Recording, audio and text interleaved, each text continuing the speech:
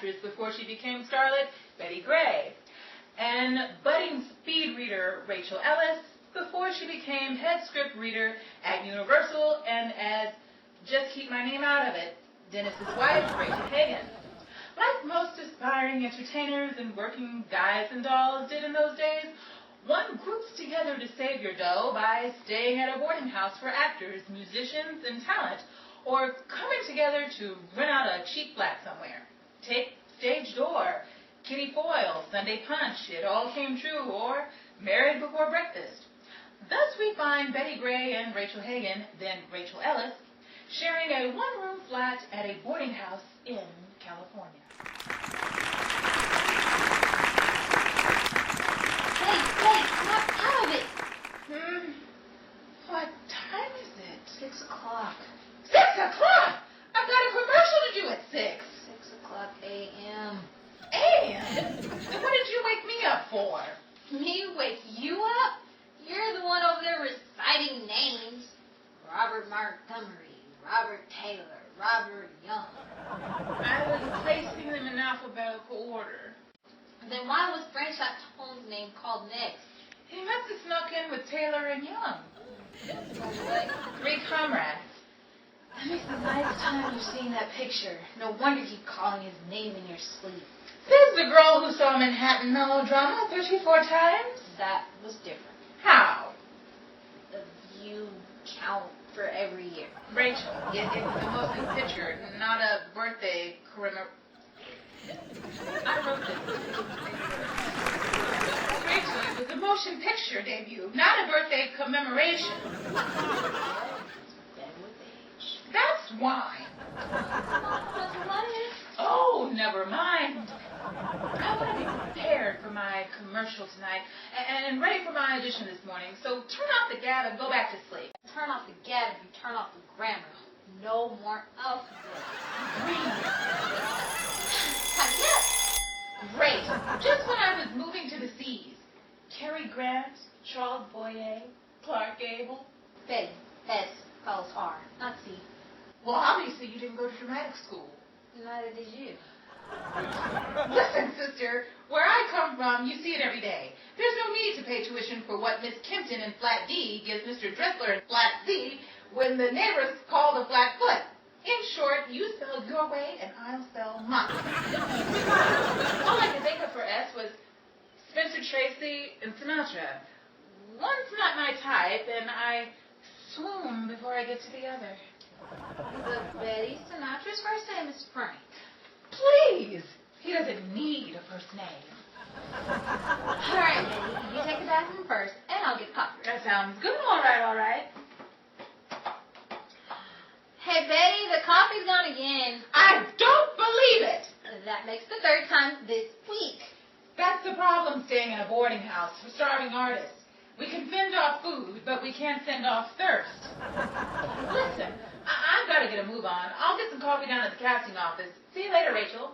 Betty, did that dramatic school you stopped at teach you anything about memorization?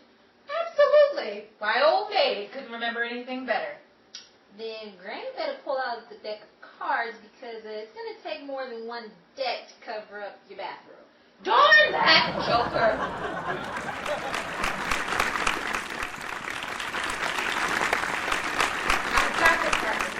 I went straight into the casting office. They took one look at me and said, "Sold!" Sold? Yeah, my panel was the last to go up before the bid ended on the uncredited extra of the dame in the booth on the phone with her back turned from the camera. There's no call for a script. We just need someone with nice hair parts.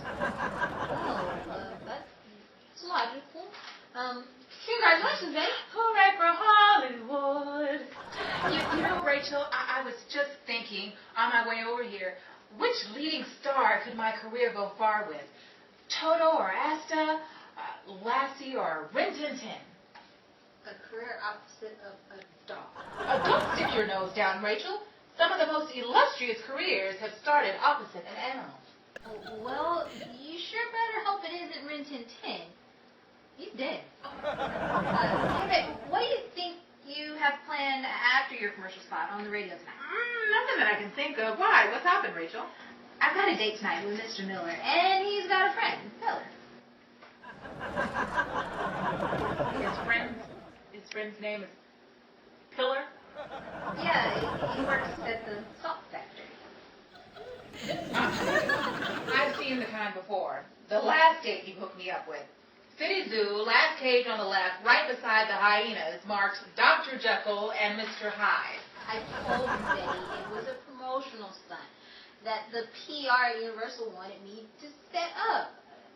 I wanted to get hired or even want a picture. I got delivered the goods. Then why me? I didn't order the rotten. Come on, Betty, be a sport. I don't want to be a sport.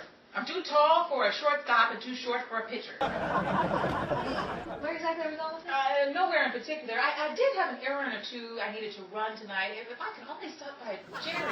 Betty. Oh, you're not making any sense. Good. Now we understand one another. Betty, what? Are we talking about anything? That depends. What are you talking about? A home run?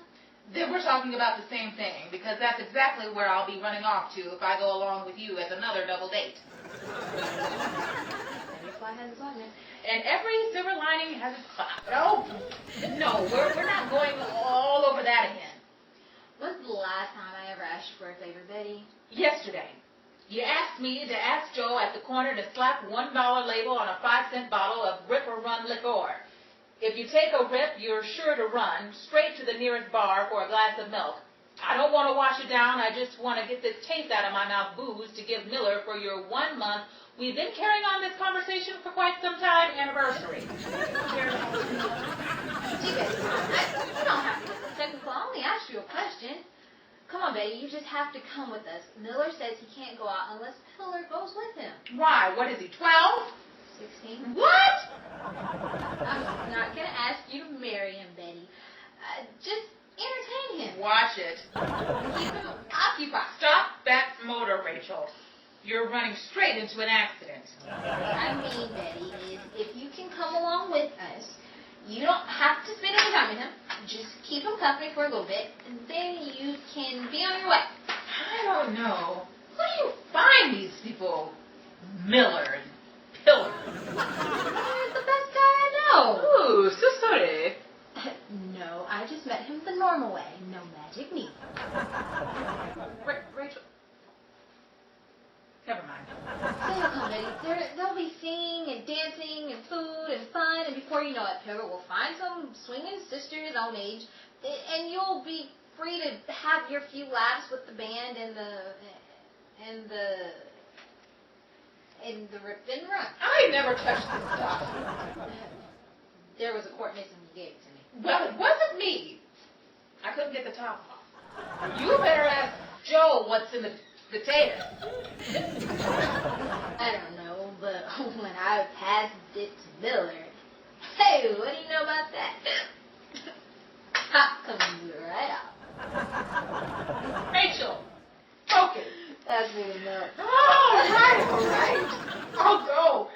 But so help me if this turns out to end up in the night in jail or on a train trip or a miracle on Morgan's Creek, it'll be the last one you'll ever rip. Betty, we haven't gotten to miracles in Morgan Creek. We're in the 1930's, remember? I heard rumors from the shop around the corner. What time did Miller say they'd get here? He didn't say. He just said walk 3 blocks away from the corner of the joint over by the soda fountain, 8 doors down from the automat, and knock on the door under the laundry basement. What kind of a knock? He didn't say. He just said, play the tune Moonshine with my knuckles on the door with the peephole above the number 7. Oh, me. Hey, what's the matter? Rachel, do you have any idea what kind of place this is? Sure. What? You guess. It's the kind of place you get clipped without having any wings, where the poker tables turn into church pews, the barrels with the guzzlers turn into a strong cup of coffee, and the yell of one word clears out the whole joint. I wonder what word would cause such a quick turnaround.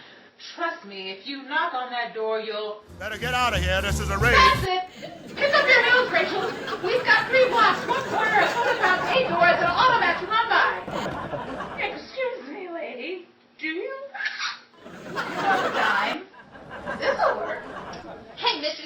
time. I told you not to wear that tooth, Betty.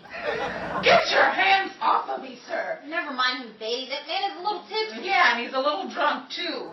Hey, let's get out of here, Rachel. You and your moonshine papa are going to get us in the clink. Nice job, Betty. Where'd you learn it? I ain't got no...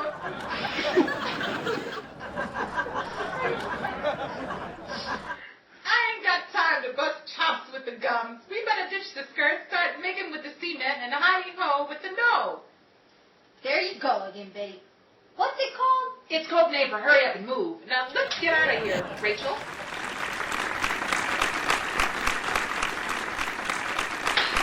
My last quarter, and I have to spend it on a cab drive home from an evening I didn't even get a chance to have. Been through worse, Betty. I know, but the way I feel right now down memory lane isn't the direction I want to take.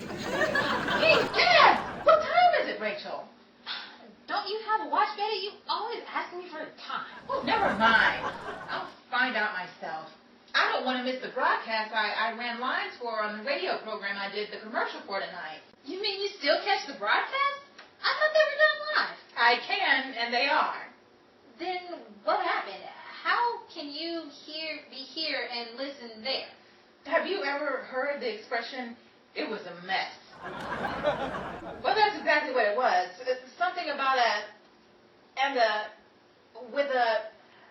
oh, it was awful. Bottom line is, they had to get what they could and air the rest later. Hopefully my segment survived. Turn on the radio. Let's see, huh?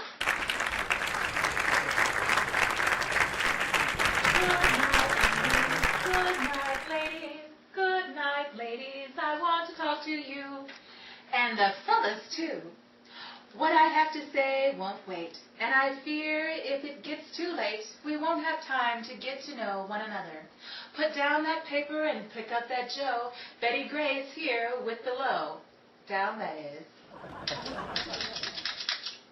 I'm just a gigolo, and everywhere I go, people know the part I'm playing. Oh, no, not me personally. I'm talking about the song, which is well remembered today by musician Louis Prima from 1956.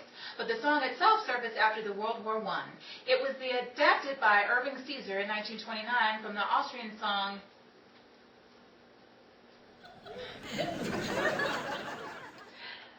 written in 1928 with the music by... and lyrics by Julius Brammer. Among other places, you can hear the song in a 1933 Betty Boop cartoon, as well as see the film of the same name in 1931. Other names of the films include Dancing Partner and The Princess and the Dancer, starring leading actor William Haines. The Land of Motion Pictures welcomes the film Grand Hotel at its premiere New York opening, April 12, 1932. The film stars some of Hollywood's top leading actors and actresses of its time. No first names required. Garbo, Barrymore, Crawford, Beery, and Stone. Yes, he did have an illustrious career before he became Judge Hardy. Listen, Andrew Hardy. Pipe down, Polly!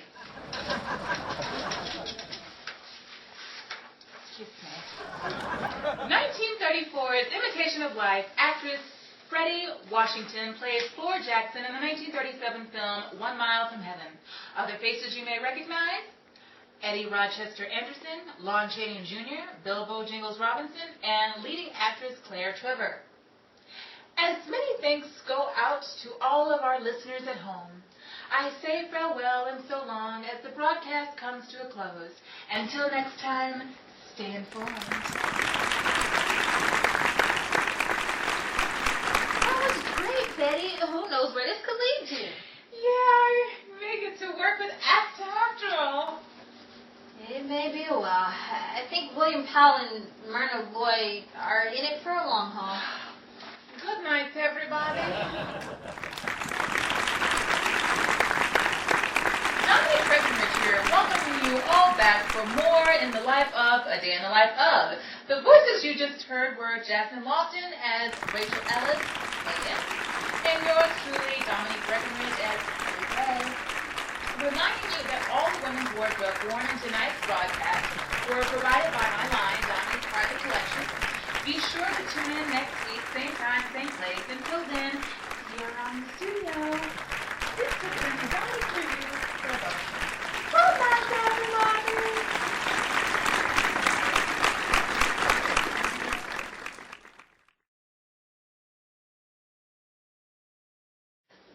Nice job, Betty.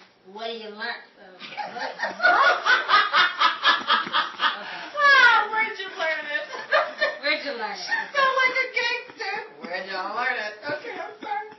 I'm sorry. It's the coffee. Okay. And sister, where I come from, you see it every day. There's no need to pay tuition for what Miss Kempton in Flat D gives Mr. Dressler in Flat C when the neighbors call the Flat Foot. In short, what is it? Golly! Luca Brasi and The Godfather. This is so sad. This is what happens when you're on a budget and you're trying to make it somewhere. Remember that. Remember this footage when I'm sitting at the Oscars. Yeah. It'll be in the archives. Yeah, it will be in the archive. Jasmine Lofton, ladies and gentlemen, Dominique Breckenridge, and Michael Terry on camera. Okay. MC. Dominique Breckenridge here, welcoming you all back for more in the day in the life of, wow, next up. Dominique Breckenridge here, along welcoming you, and I can't get this right. Take 3. Dominique Breckenridge here, welcoming you